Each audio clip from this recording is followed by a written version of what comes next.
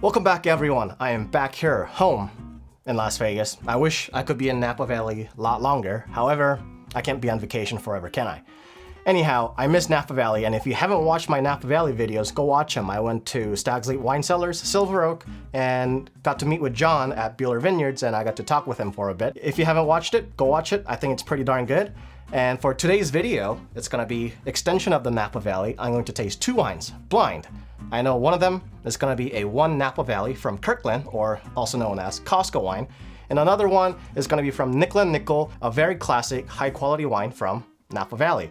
And I'm excited to give them a try, and let's see how good the Kirkland wine is, or how good the Nickel and Nickel wine is, or are they both good? But the key here is Costco wine is only $15. Nickel and Nickel, you're looking at about $120 to $130. So big price gap, and let's see if any one of them is worth paying for. Shall we begin? Let's start with the blind tasting.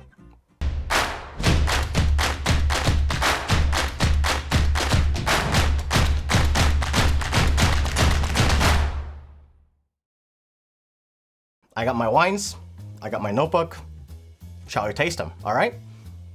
So, I'm gonna start with first wine with the white label, and then I'm gonna do the second wine with the orange label. So you can tell which wine is which by looking at the base right here. It's a little color coded for you. Wine A, I get deep purple, slightly see-through towards the rim. On the nose, I get cherry, blackcurrant, and lots of floral characteristics like lavender and blossom. A little bit of herbal characteristics in the background like eucalyptus. I get a little bit of green pepper, probably because it's Cabernet Sauvignon. Very classic sign of Cabernet Sauvignon, which is green pepper. And I get a little bit of tobacco, leather, oak. Really, really well integrated. It's very, very complex, and I give medium plus on the intensity.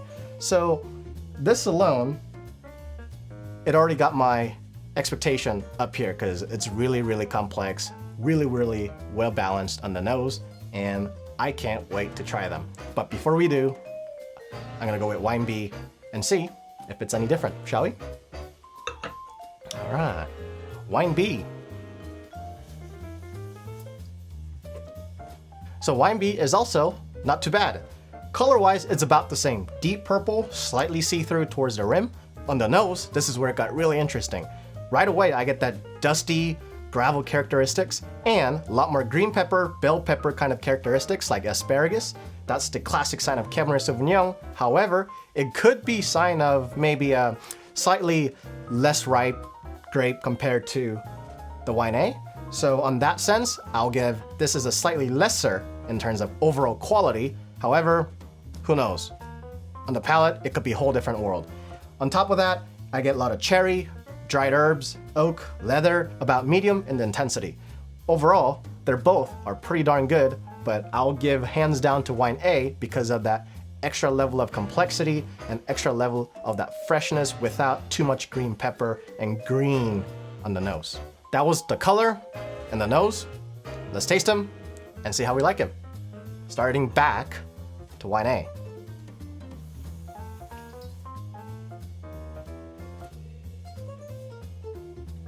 Wine A, on the palate, I loved it. This is like perfectly my style kind of wine for traditional Napa Valley.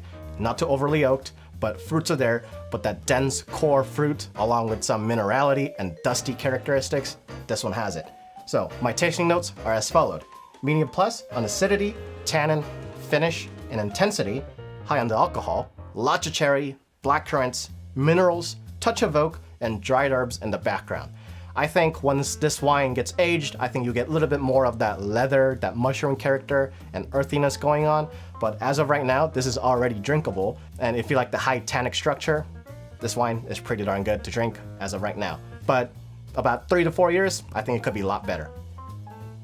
Now, let's move on to wine B.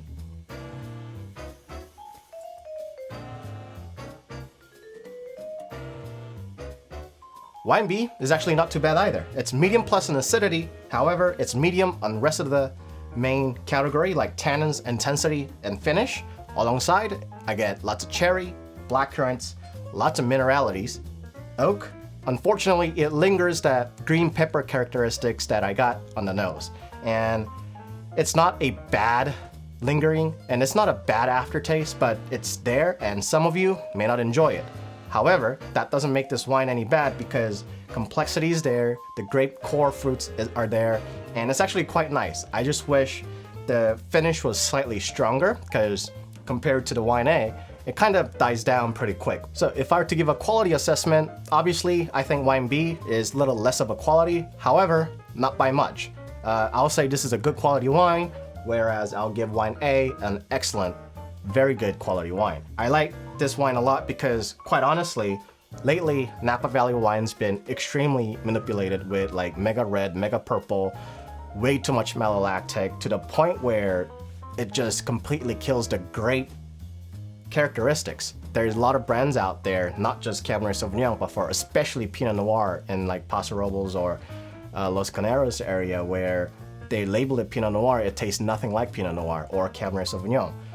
But I am very, very happy and glad to see they left the grape quite alone. They did pretty minimal winemaking. I get all the grapes, I get all the characteristics. Yeah, the green peppers are there, it's actually a little strong, but at this kind of price, and it's from Napa Valley, it's really hard to beat. And I get all that same characteristics I would expect from Napa Valley wine, which is that dusty, gravelly characteristics. And I can find that in $15 wine, it's a pretty darn good wine. However, this wine A is whole another level. Like, yeah, it's expensive. It's quite honestly, it's almost 10 times more expensive as wine B.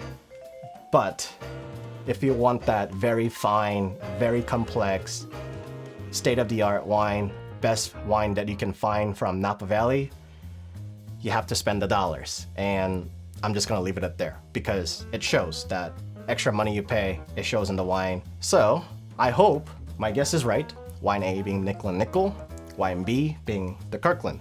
So let's see the bottle, shall we? All right. Orange. The orange. This is orange. Great.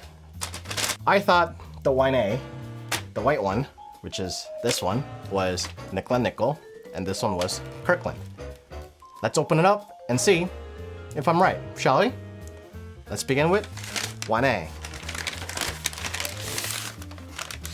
Ba-da-ba-ba. Yeah! It is Nickel and Nickel Quicksilver 2019 from Rutherford. It's lovely freaking wine. That's all I have to say. This was a beautiful wine. This was a classic Napa Valley wine. You should give it a try and let me know. I know it's pricey, but quite honestly, I think it's worth every dollar you spend on this wine. That makes wine B the Kirkland one. Yep. A 2019 Cabernet Sauvignon Kirkland. The winemaker's name is Alison Crow, if I'm pronouncing it correctly. And I think she deserves a round of applause because manipulation is very minimal. Grapes were there. I would say she chose grape over winemaking, and that's a big, big, bold movement, especially nowadays where almost everyone does a very big, bold, punchy winemaking to the point where it hides the grape variety. And this one didn't suffer from that. So thank you for not ruining the grape. Thanks for leaving some of the flaws that wine carries. And thanks for not over oaking. And thanks for not doing the over-the-top malolactic, because it's pretty darn good.